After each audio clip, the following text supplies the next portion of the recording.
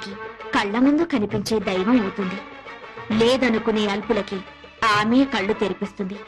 నైవేద్యాన్ని ఆ అమ్మనే పిలిచి తినిపించాడు ఓ చిన్న పూజారి. ఓం శ్రీ కనకదుర్గా దేవి దత్తాత్రేయ, నేను ట్రస్టీ గారితో మాట్లాడొస్తాను. త్వరగా నైవేద్యం పెట్టేసి మేయర్ గారింటికి ప్రసాదం పట్టుకెళ్ళాలి. నేను వేద పాఠశాలకు వెళ్ళాలి, తొందరగా రండి. అవన్నీ తర్వాత, అమ్మవారికి నైవేద్యం పెట్టాకే వెళ్ళు. నేను ట్రస్టీ గారితో ప్లేట్ల కలెక్షన్ గురించి మాట్లాడి వెంటనే వచ్చేస్తాను. ఎక్కువ మంత్రాలు చదవకుండా త్వరగా కానీ పులిహోర పైన జీడిపప్పు కదలకుండా నైవేద్యం పెట్టు. తినమ్మా తిను.